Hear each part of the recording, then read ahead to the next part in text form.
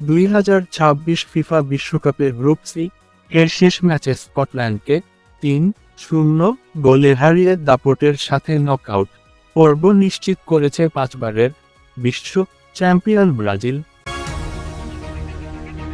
অন্যদিকে আটলান্টায় হাইতির বিপক্ষে 4-2 গোলের নাটকীয় জয় তুলে নিয়ে নকআউটে নিজেদের জায়গা করে নিয়েছে মরক্কো। ব্রাজিল বনাম স্কটল্যান্ড, ভিনিসিউসের জাদু।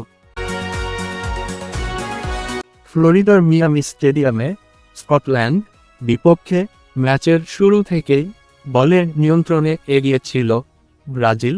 ম্যাচের 7ম মিনিটে স্কটিশ রক্ষণভাগের ভুলের সুযোগ বুঝে গোল করে ব্রাজিলকে এগিয়ে দেন ভিনিসিউস জুনিয়র। প্রথমার্ধের ইনজুরি সময়ে 45+3 মিনিট ব্রুনো গুইমারাইসের ক্রস থেকে হেডে নিজের দ্বিতীয় গোল ও দলের দ্বিতীয় গোল করেন ভিনিসিয়াস জুনিয়র।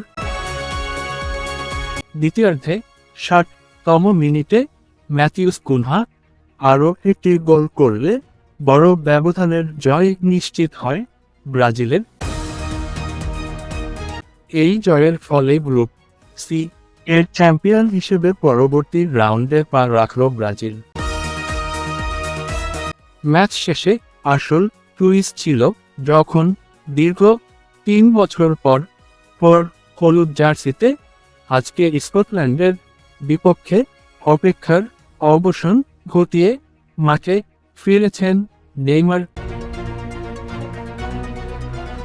স্টেডিয়ামের দর্শকরা ব্রাজিলের কিংবদন্তি ফুটবলার নেইমারকেও মাঠে নামতে দেখে উচ্ছ্বসিত হয়ে ওঠেন।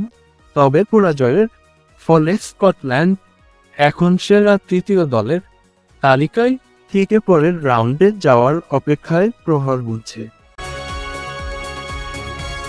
তো প্রিয় দর্শক, ব্রাজিলের নকআউট পর্বে খেলা কবে এবং খেলাধুলার সব আপডেট সবার আগে পেতে আমাদের চ্যানেলটিকে সাবস্ক্রাইব করে পাশে থাকুন।